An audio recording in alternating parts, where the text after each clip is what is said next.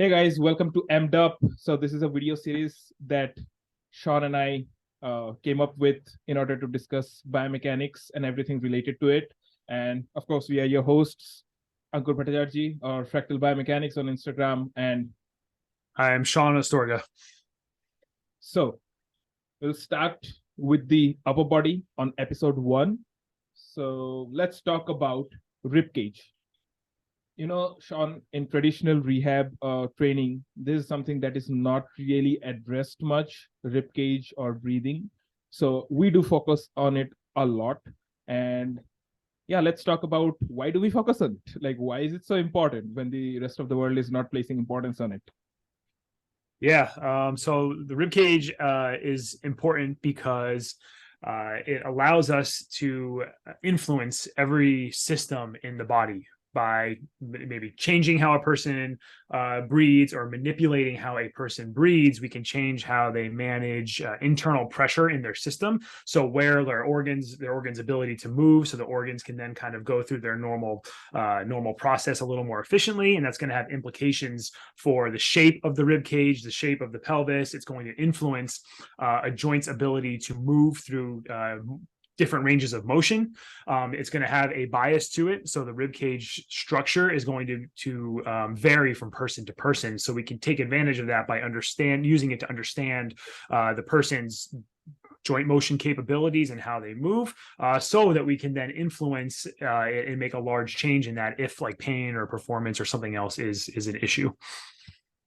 Yeah, that's a good way to put it.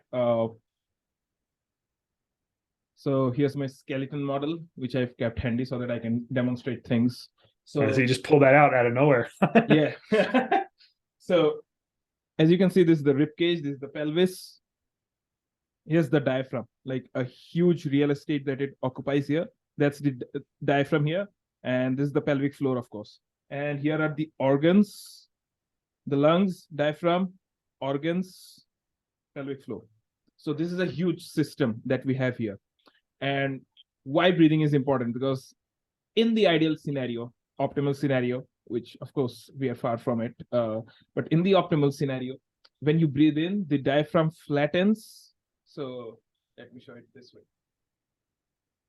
Breathe in, diaphragm flattens, make space here so that air can enter the lungs. And then the organs get pushed downward towards the pelvic floor. When we exhale, the pelvic floor, like, it contracts, pushes the organs up, diaphragm domes, air goes out. So that's the mechanism that goes around in respiration. This is breathing. This is one cycle of breathing. And why is it important? Because it just visualize this. When you inhale, the ribcage expands. When you exhale, it compresses. So it will create movement options in the body if you can do that really, really well. And you'll see people who are who breathe very fast, shallow, like, and loud. So do you think they're going through the process fully? No. So their diaphragm is very stagnant, because of which you will see that their range of motion is also lacking. So if this cannot expand properly, your range of motion here will be affected. So this does not only depend on this. This depends on this. That was beautiful. I mean, you could to what you just said, though, you could take it even further, right? So if you think of like vital signs in respiratory rate, your respiratory rate, like the range is what is quote unquote healthy, 12 to 20 breaths per minute.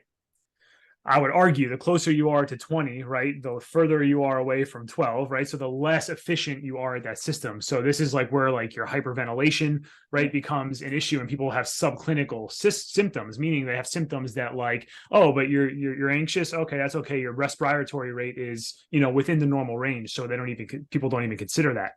And you can make a huge impact on something by simply getting someone's ability to go through a fuller respiration cycle. You can make positive change on that from building someone's CO2 tolerance So it has positive carryover well beyond, right, the movement system. It has carryover into everything that we do. Yeah. So when Shaun talks about breathing rate 12 to 20, think about this. Someone who breathes.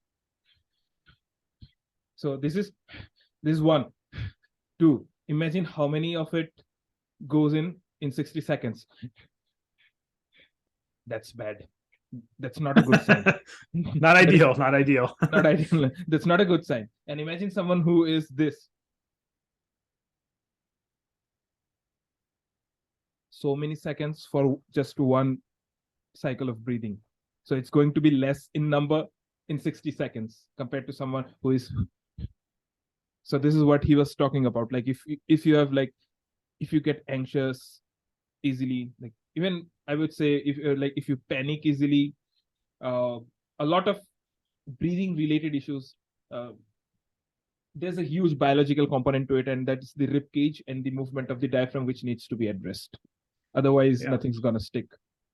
Well, it's variability, right? In Yeah. systems, your ability to express adaptability to situations. So if you, just like a person doesn't demonstrate like a lot of movement options, if they can't demonstrate a lot of like psychological options, right, or emotional options, right, they behave a certain way. And respiratory rate is an easy way to influence all of these things. I do, Yes. Ankoor, I have a question for you. I'd be curious your answer. When criticism of people who utilize respiration in their practice is that, well, I'm still alive, so I'm obviously breathing well. What are your thoughts on that line of thinking? Well, if depends. If you have issues, let me be very honest. If you have issues and you have gone to someone and that person talks about breathing and you say, oh, I'm breathing pretty well, and I know my body, I'm breathing well, I'm alive. Well, there's a reason you are there in their clinic, or you have gone for his or her coaching classes. There's a reason. And you have probably tried a lot of things which didn't work. So open-mindedness is what we need. Mm-hmm. Like, you do not know a lot of things. So it's better to be open-minded and be receptive about, okay, this might be something that I'm missing. If I have tried, so this is like common sense in life. If I've tried everything, nothing worked, and then someone tells me there is something else which is going to work, and you're like, no, why would that work? It shows, it was Einstein who quoted this, like, insanity is repeating the same activity every time and expecting different results. Like, you got to probably try something different. Like, if you have been trying stretching and strengthening and nothing helped, it's not like someday the god of stretching or strengthening will like land near you and then will grant your wish. Like, oh, now from today you're fine because you have stretched and strengthened for so long. Now I grant you this wish. It's not going to happen. The world doesn't work that way. So there must be a missing link to this picture. And I think people should be open-minded enough to understand it. And there are a lot of research out there which states like how breathing impacts the body. I mean, 100%. Yeah. From like a clinician standpoint, because a lot of clinicians will they will basically troll a lot of this stuff because they'll see pictures on the internet of people blowing up balloons and like that kind of stuff. So it kind of paints a certain image in their mind that they're doing like weird stuff, and like, how can this work, because they're not doing anything that can strengthen or stretch a tissue or whatever, it might be. And a lot of that criticism comes from that. It's just a lack of understanding of what practitioners are saying, right? It's not saying we need to make you breathe better, just like when we talk about like gait or propulsion. It's not to make your gait cycle better. It's about the tissues that we're loading and your ability to get into certain positions. And when you have that framework or that viewpoint of how you're looking at things, it opens up a lot of options for how you can apply the information and use the information, right? It's not about making someone breathe better. Yeah, that's going to happen, but it's about what changing their respiratory capabilities is going to do to influence the movement system, the nervous system, right? Your enteric system, like all those systems, right? That make up us as humans. Like this is something. It's not just in our industry. It's a human nature. Anything that you have been used to for so long. Whether it works or doesn't work, that's a different thing. And then suddenly something unfamiliar comes in. A lot of people would be very skeptical, defensive about that. Like, oh, that's bad. That's bad. And I mean, like history repeats itself over and over and over again. Something, oh, I've not been getting results, but there is something that gets results. This is bad. This is not in the research. Like, prove it to me. Like, where's the researcher? Blah blah, whatever. And then suddenly you're like, oh shit, that works.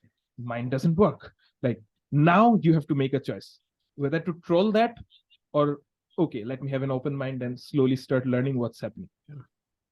It's big. I think that the issue with the industry is that you study for so long, you do degrees and everything in the education system, you spend a lot of money. USA, like how costly it is.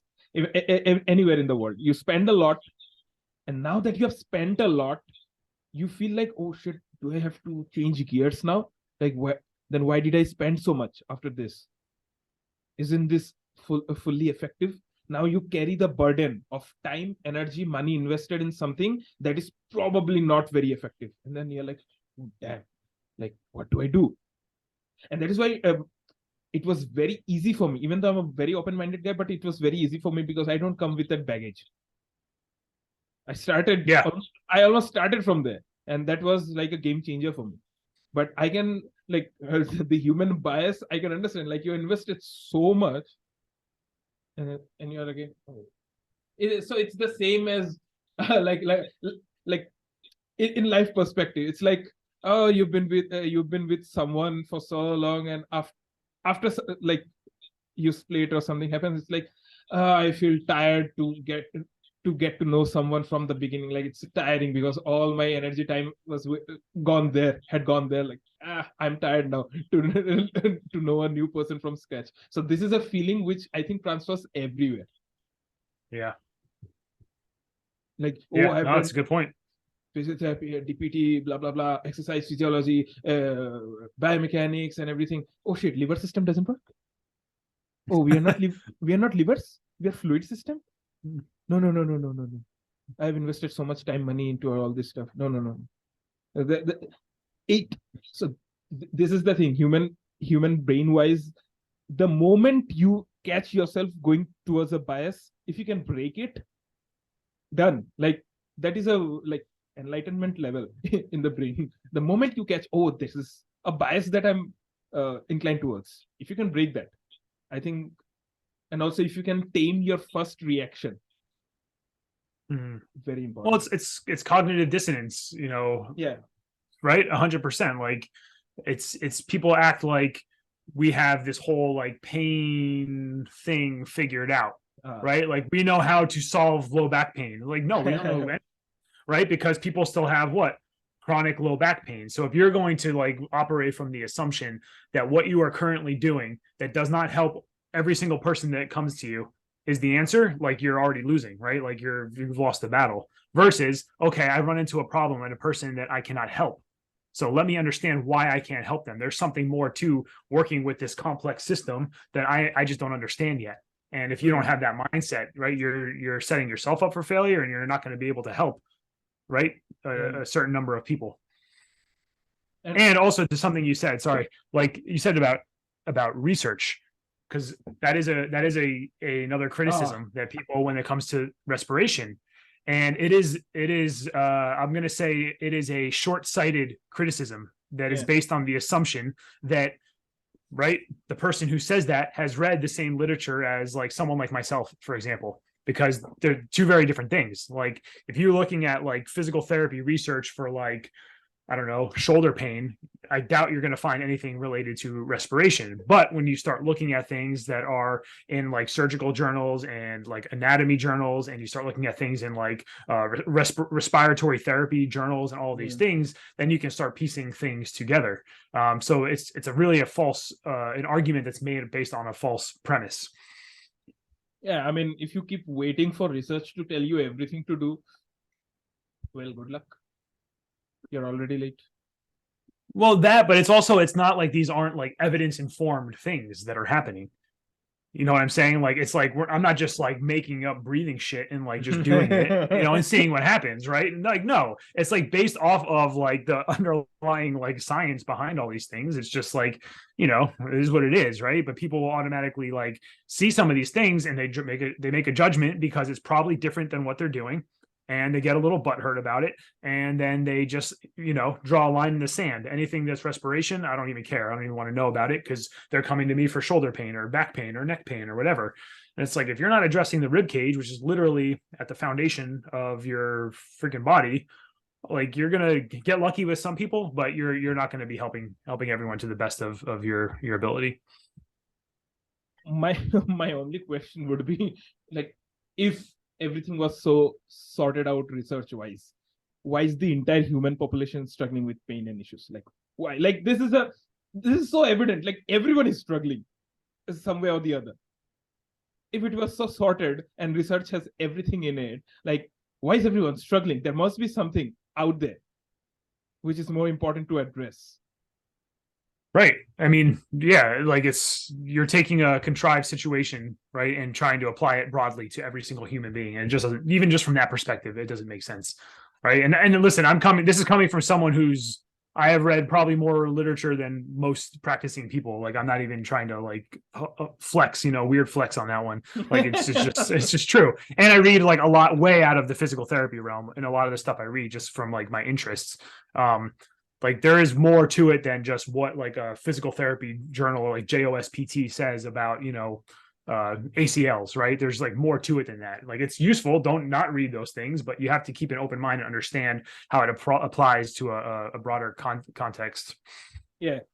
And Ribcage, so people are really confused about, okay, this is breathing drill, that works great and all. Like, people who are somewhat bought in, they're like, oh, okay, this works fine, great, but how do I scale it to dynamic activities like with standing, running, plyos, all those stuff? Like, okay, this is fine, that works fine, but how do I bridge it? I think one of the biggest gaps in the market, of course, is, first of all, it's getting like people out of pain, and the second is, I think it's even more. It's like, okay, this is done, table test improves, pain improves. How do I now go from table test person who was lying down with least gravity influence to someone who is now moving and be pain-free there?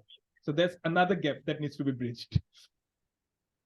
Yeah, for sure. And this is why like Bill Hartman's work is I find it so valuable, right? Because it's really not just about like a breathing drill, right? It's understanding the positions that we're putting a person in, right? And the shape changes that it's creating in their system, right? And that's all related to like propulsive phases. So if you can understand, right, the position you need to put a person in to bias like a certain phase of gait, I'll say, then you can understand how to take the person from a lower threshold, lower level, like intensity level activity on the ground that is respiration based, and you can scale those same principles up into higher level activities that get them better at those competencies in their terminal activity, right? So it could be like running, it could be lifting weights in the gym, it could be whatever. The same principles are going to apply. It's just how you go about doing it, right? That matters.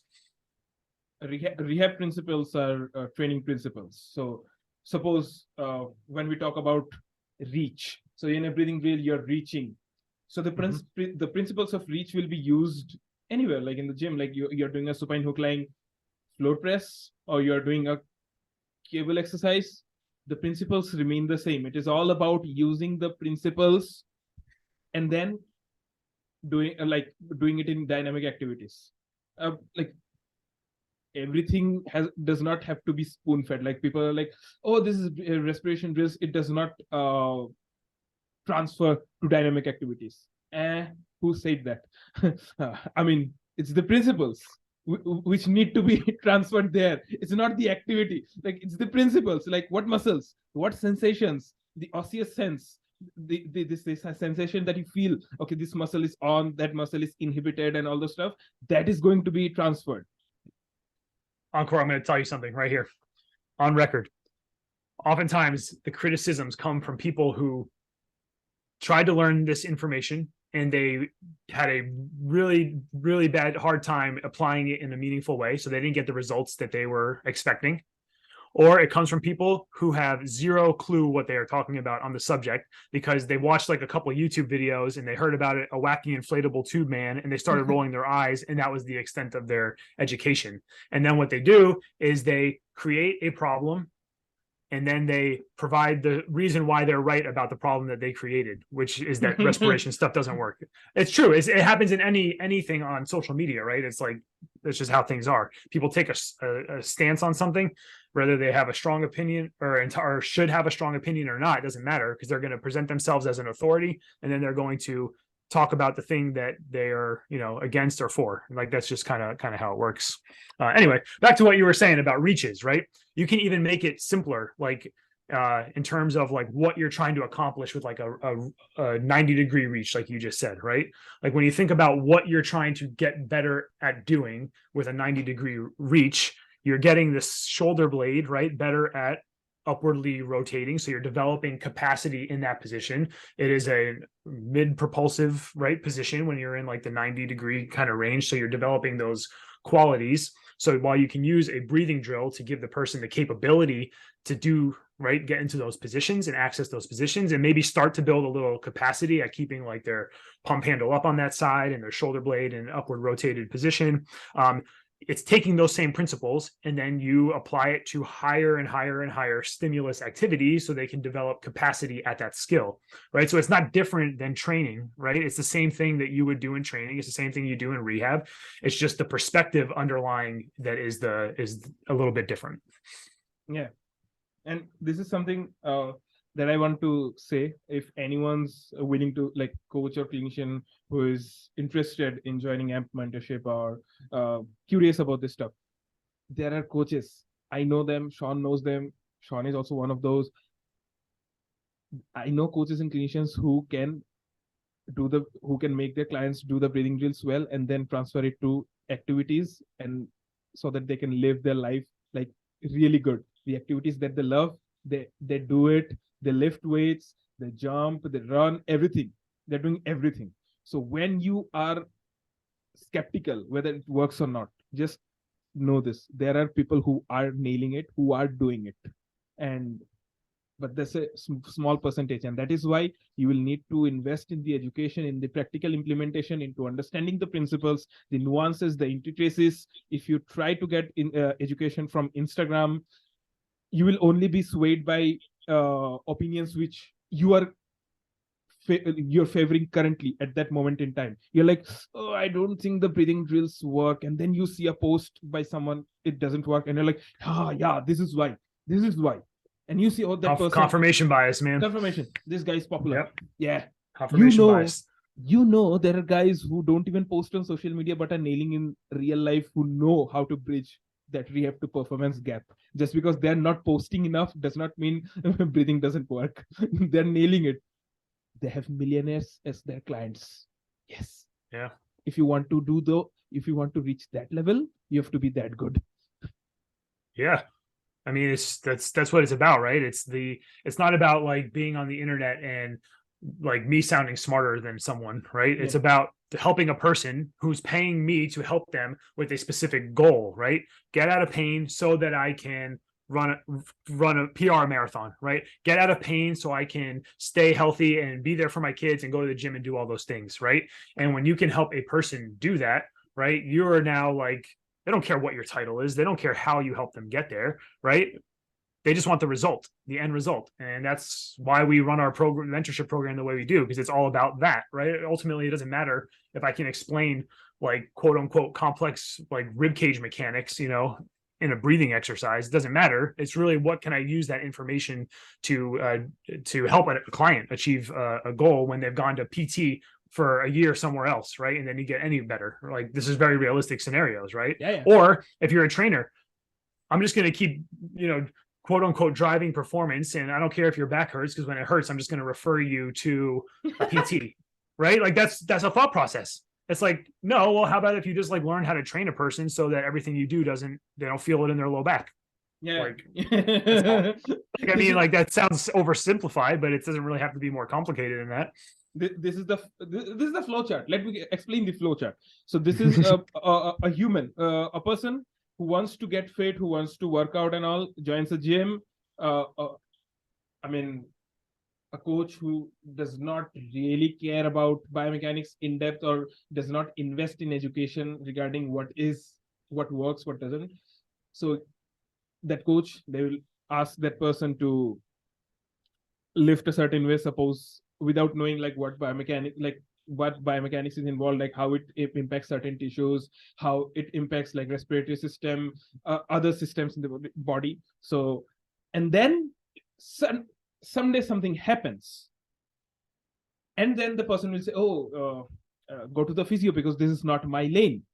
Oh, well, great, we also know how great that other world is. Like that person goes there, like ice, steam, whatever that there is, they do it, and then they're like, oh, you stop lifting, you stop running, you stop blah blah blah. The stop list is huge. What is the do list? You don't have a do list. And then the other person is like, oh man, I tried to get fit, I messed up there, I go there, they tell me don't do this and that. What do I do? Oh, probably this is normal. I'll just be safe at my house, sitting on a couch, and this is what I want to do because I want to be safe. I don't want to mess up anymore. And this is what is happening. This is the reality, whether it's USA, it's India, it's Europe, it's Australia, it's the same thing. Like, you have to know how the human body works in order to like not let that happen. Now that person is like demotivated for life probably. And the more number of people he has gone to, the demotivation like rises like, exponentially. Yeah, I'm a unicorn. I can't be fixed. I cannot be fixed. Yeah. It's sad. Yeah, but you see this in the people that like we work with a lot of like online, right, remotely. We work with a lot of people who how do I say this, right? Their training drives certain adaptations to their body that are unfavorable for them feeling good, right? So what I mean by this is right, they do a lot of stuff to like quote unquote get stronger, but then they develop knee pain, right? Their left knee hurts, their right knee hurts, whatever. And then what happens? Trainer, the coach is like, all right, well, instead of doing your squats at this weight, we're going to do it at a lower weight until your knee feels better. So then the knee starts to feel better because they took away the aggravating factor. This is just like a doctor telling you don't go run, right? And then you start feeling better because you're not aggravating your knee. So then they're like, all right, we just need to build up the tolerance or whatever people say, graded exposure. Okay, cool. So then they get them back up to the weight and then their knee hurts again, right? So like nothing really changed in the situation. You just took weight away and you made it feel better for a little bit. Then when you reintroduced the weight, it still hurt. And then it's like, okay, well, now my back hurts. It's like, all right, well, you've done really nothing to change the situation. We're just driving more of the same thing to your body, right? And it's like postural orientation and all these things. So why would we expect it to get better? Versus understanding that those things happen, and that's a secondary consequence of the way that you might be approaching your training program. But why not use things that can help you like offset that? Like they don't have to be mutually independent things, right? They can happen simultaneously. The problem is that people don't apply them that way. This is like Ruagilla, a friend of ours, like he says, like the fitness industry is like the how do I say? I think what he says, illegitimate child of powerlifting and bodybuilding. The fitness industry, it's like Gen Pop is being thrown into that. So when they enter the gym, you see the environment is like, oh, pumping iron environment. Like you either you're like bodybuilder or you're like lifting crazy ass weight, you're a power lifter, either of the two. But Gen Pop doesn't need to really go to the extremes. What happens is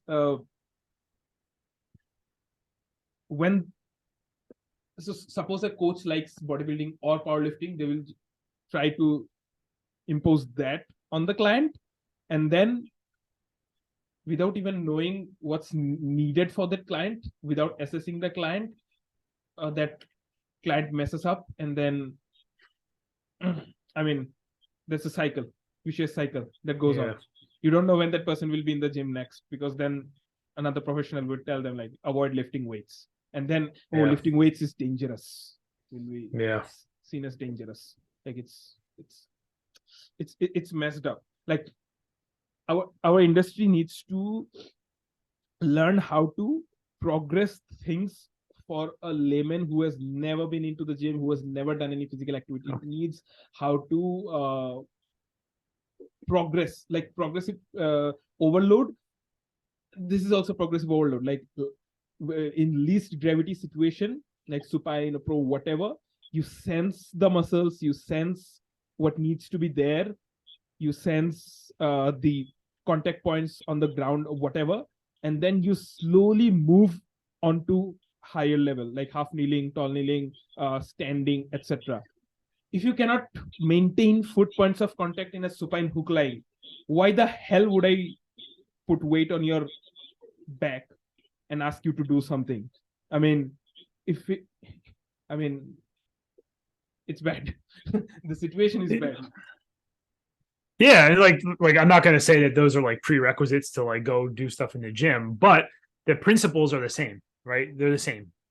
You just have to understand what the principles are, right? So that you can affect the person standing in front of you, right? Going back to what we said about rib cages, right? Certain structures are going to make people more biased towards getting into certain positions, and then the opposite is true, right? Other structures are going to be the opposite.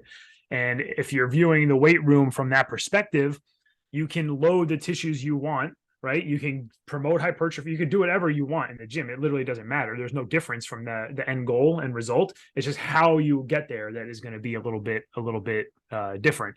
And usually people will feel better because they're actually like loading the things you want to load versus like, oh, my right knee always hurts when I do squats. Yeah.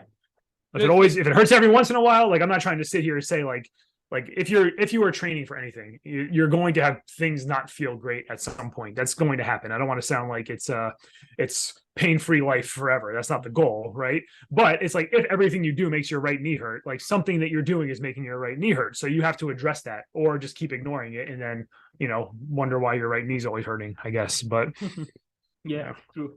I mean, even if you're doing an upright activity, like let's start with the static ones, like where you're not moving, so that you can sense things. And slowly, when you can sense things that are needed, you can slowly start adding motion to it and then progress.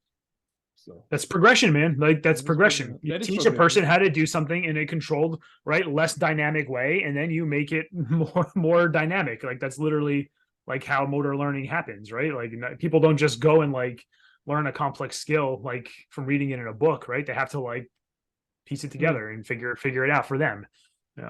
Where do you think people mess up breathing drills, coaching breathing drills a lot? Oh man.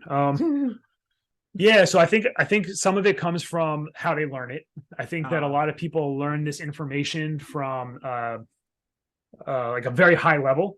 So they don't really necessarily understand like what we're going for, like in certain positions or what they should feel like.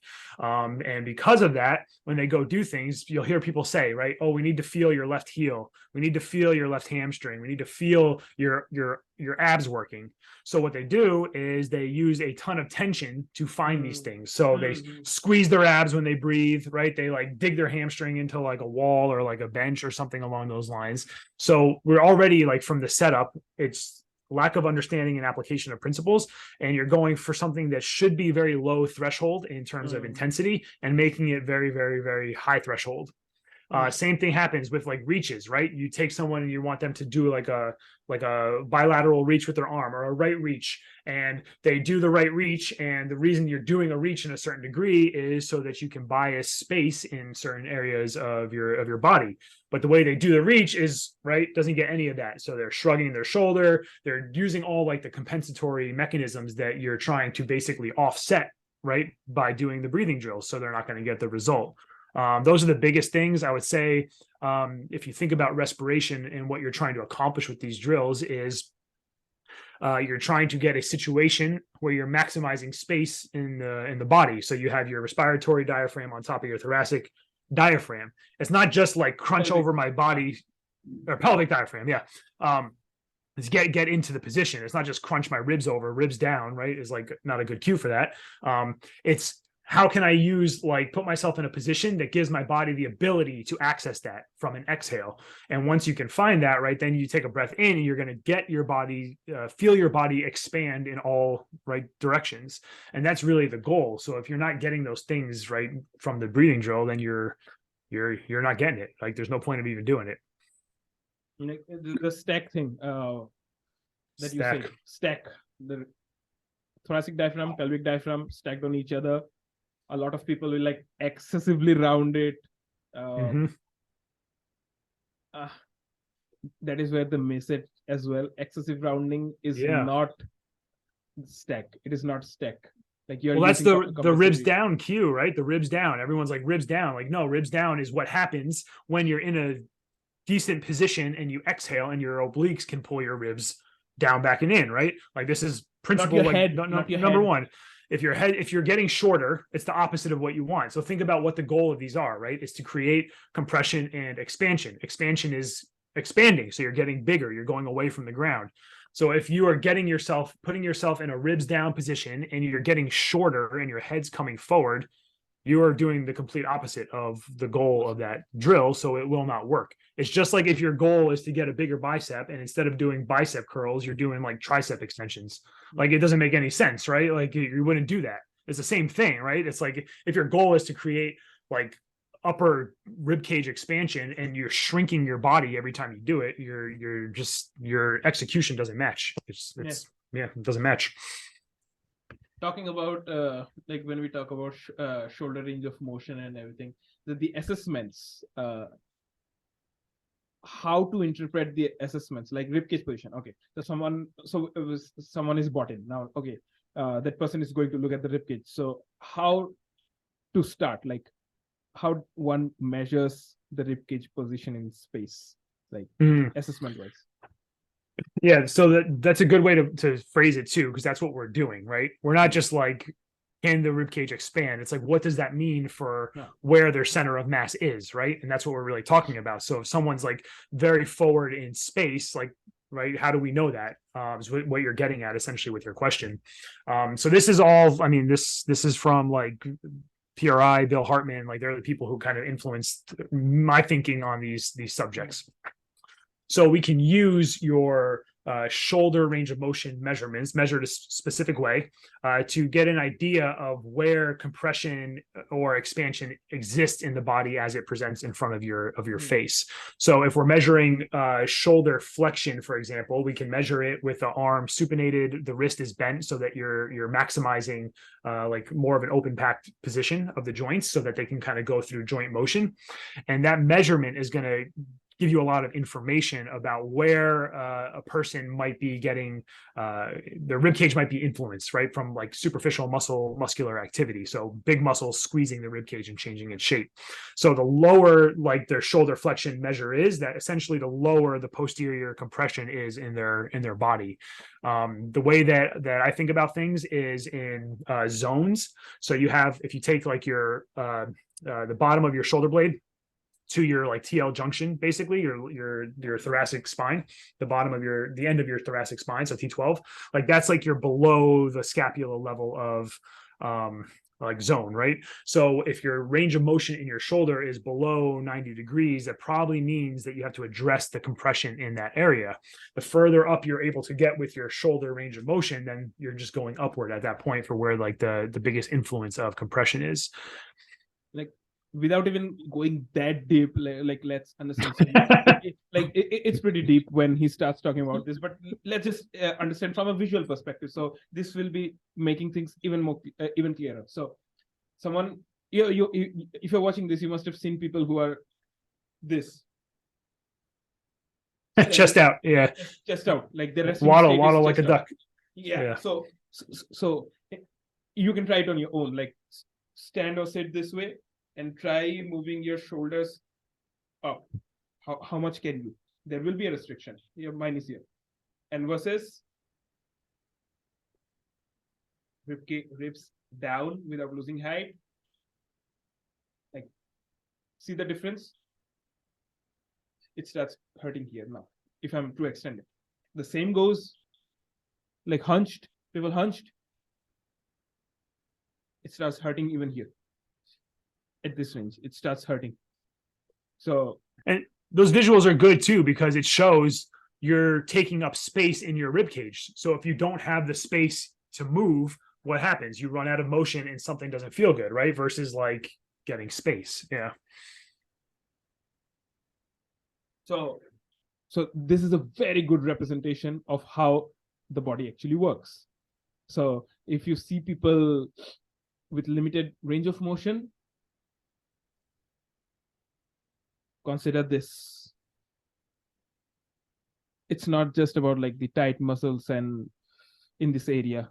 It's not about that tight or weak muscle, short muscle, lengthened muscle, blah, blah, blah, whatever.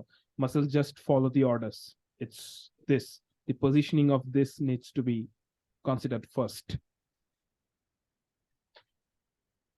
Talking about breathing drills, those are something that the person does when instructed. But let's talk about manual therapy.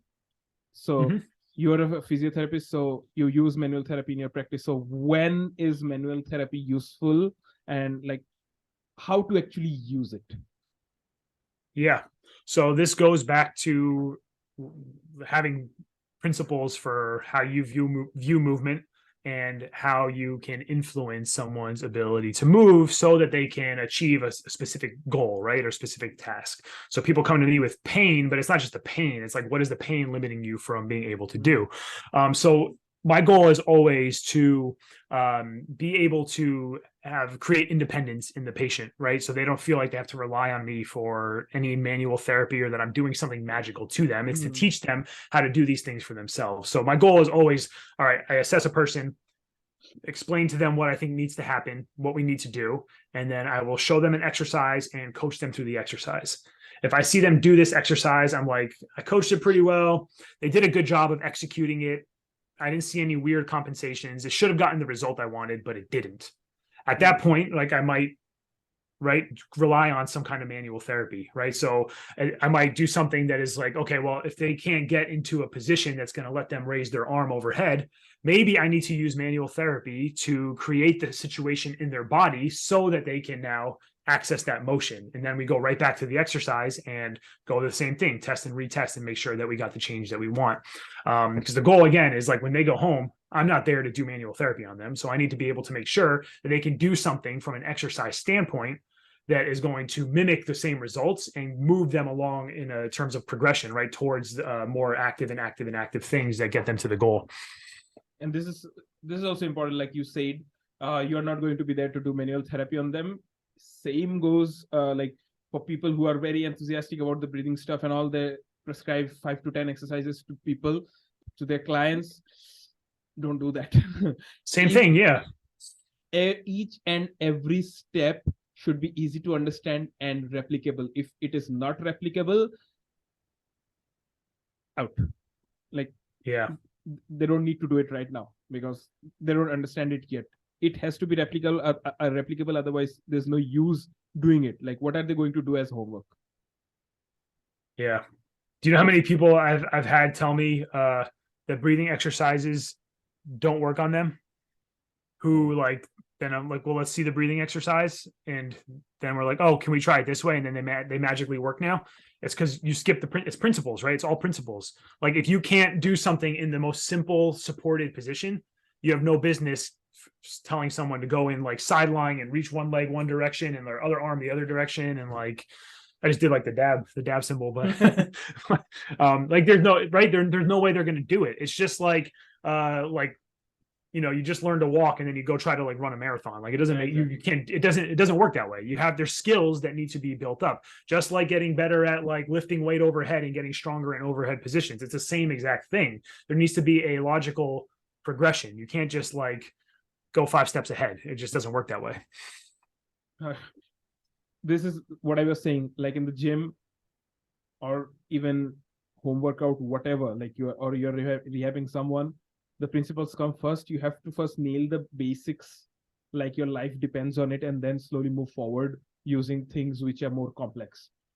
So this is where the skill of coaching comes in. Like, it's not like, oh, I now know this theory. I know everything compression expansion. Now I'm going to rule it. No, there will be client who can handle 10 cues at a time. And there are clients with 2 cues they're done. Like, no, it's way too much for me. Now you handle it. Now, just because you felt very successful doing it with the guy who can handle like multiple cues, you felt like, oh, I'm damn good. So now I'm going to implement the same. And then you fall flat on your face and... Well, then at that point, you have a decision as a practitioner, right? Is yes, this doesn't work, right? Breathing stuff doesn't work, or I screwed up. I couldn't apply this information to this person. So the people who come into our mentorship program are people who are like acknowledging, hey, this stuff, it's very powerful, but I wasn't able to apply it in certain circumstances. Can you help me? And it's like, yeah, of course we can help you with that. You know, this is exactly what is needed. Very different mindset. Very different mindset. Yeah. It doesn't, rather than using, oh, it doesn't work, it's better to look within yourself and say, oh, probably I messed up somewhere. So yeah, why didn't I get the change I want, and what could I have done better? It's a very different mindset than screw this breathing stuff. It doesn't work. It's too low stimulus. Looking yourself in the mirror is hard.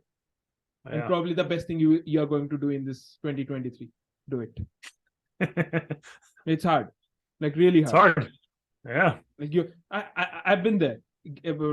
I know you come from if you're watching this, you come from a very good mindset where like you want to help people, show them as many exercises as possible so that they get better fast, but it does not work that way. It does not work that way. Not with everyone. Yeah. And especially if you work with Gen Pop, who have never been into the gym or did any physical activity in their life, well, good luck. Because and especially as age increases, like 40 plus, 50 plus, very good luck. So it's not going to happen that easily. Sometimes my entire session goes into like placing into positions and breathe slow. Entire session will go into that. Like I've not even started reaching, rolling, alternating, reciprocating. Like it's a distant dream. Yeah.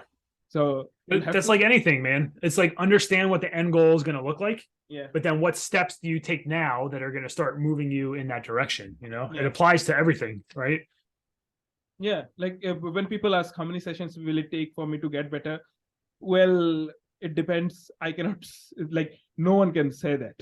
Like, it depends on how your body responds on day one. I will get to understand how much like you can handle. And from there, we can estimate. Give an estimate. With your experience and all, you can estimate like, oh, okay, this much time and all.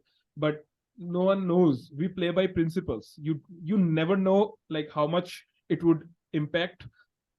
So how much it would impact or how many degrees of range of motion you're going to increase. No one knows it. So everyone responds differently. Sometimes you improve respiration, other systems start working better as well. So, and sometimes it takes longer for that person to even feel what they're doing. There will be times when you will have clients, you ask them like, so tell me, what did it feel? I don't know. Oh, I did not notice. So you're like, what did you feel in the lower body? Oh, I was only thinking about breathing. I have no idea what happened in the lower body. So you are going to have people who do not have that kind of body awareness, and you'll have to adjust your coaching game accordingly. So, yeah, you're talking about being a coach, man, right? It's layering skills, teaching behavior change, or you're helping people with behavior change, right? Is what it all is about. So every person's going to be unique. People say N equals 1, but they say that, but then they don't like practice that way, right? They don't apply things that way. They're just like, it's just cool to say N equals 1. Well, like exactly. It does. And it goes from how a client learns standpoint, their understanding of what you're saying and communicating to them, and all of these different things. It's not just like, I know how to do breathing drills, I'm going to get you to do a breathing drill and everything is good. It's like, there's obviously more to it. You're working with a human. So exactly. I mean, knowledge, information is not at all enough. Like information is not enough. Like systemization of information and then implementation and what you gain out of that and how do you modify your ways to get the results, that is important. So there was a YouTube video which I was watching recently. It was a business tycoon, a billionaire business tycoon from India. So he was saying that people approach him saying, oh, I have this startup idea. I'm not going to say this to anyone. I'm just going to say this to you. I don't want others to steal it. And he's like, idea has no value. No value. India has 1.4 billion people. There are 1.4 billion ideas going on in everyone's mind. Idea has no value. It's how you execute. It's how you, like, you start, the rules are simple. Oh, I want to do this, this, this. That's it. And then the roadblocks that come along while you start doing this. It's simple. Like, I want to improve your ribcage mechanics. Oh, then you start coaching into positions, and then you see the hurdles coming up and up, like at every step. So that is like, execution has all the problems. Idea has no value. Everyone has ideas. 100%. But that's another important principle, right? It's like, think about it like in business, right? So it's like you have a terminal goal. Like, I have a goal for what AMP's going to look like in 10 years. Yeah. Goal doesn't really matter. I need to do things now that are going to move us towards that direction. And what are we doing? We're solving one problem so that we can move to the next problem. Like, that's exactly what it is, right? And it's the same thing with working with a human. All right, I got you out of pain. Now we need to solve the problem of you playing, right? I don't know, football, right? A sport or whatever you're trying to do. And then when you went back to that sport, something still feels a little off. So now how do we address that problem? And then we get to that problem. Okay, now I'm able to do it, but I can play for 20 minutes. But when I go to minute 21, my knee starts to hurt again. Okay, so that's another problem that we have to address. Same thing, same principle. Same principle. One day your client feels great, then the other day, like, he or she has a lot of stress going on in their lives, or they probably did something which they don't usually do, and then the symptoms come back again, and you have to manage from there on. Yeah, like, client education is also very important. Like, you should not be giving them hints like, oh, you do this and you're all sorted. No, like, in the entire lifestyle depends. This is just a part of it. This is just a part of it. Like, in your entire lifestyle depends on that. Like, so I mean, imagine this: a corporate employee client. You do breathing drills. They get good measures. They feel relaxed and everything. Probably they get out of pain, and then 8 to 10 to 12 hours they are on their chair and typing this way. Yep. Which is going to win, the lifestyle or the 1 hour of breathing drill that you did, or the 10-12 hours of ribcage compression hunch position? Like, which is going to win? Of course, the 10-12 hours that has greater volume, greater input of volume than that 1 hour of breathing that you did. So, I mean, that is why lifestyle education is also very important. So it's not just, you're not just giving them that 1 hour. You're also telling them how to improve the rest of the 23 hours that they are. And equals one, man. Yeah, everyone's got their stuff, and it's our job, right?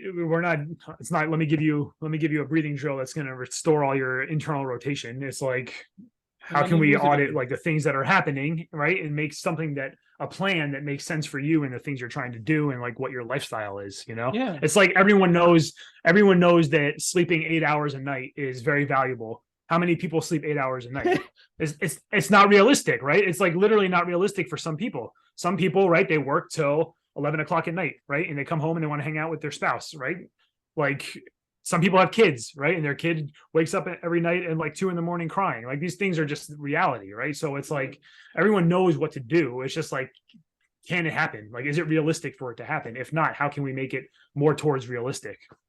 Yeah, like if information would have solved the problem, then like the entire world would have lost a lot of unnecessary weight. Like, the internet says it, like, eat vegetables, eat protein, it, like, the good food that is there, avoid the processed fast food and everything, and eat the good stuff, walk daily, drink water, sleep great. Everyone knows it.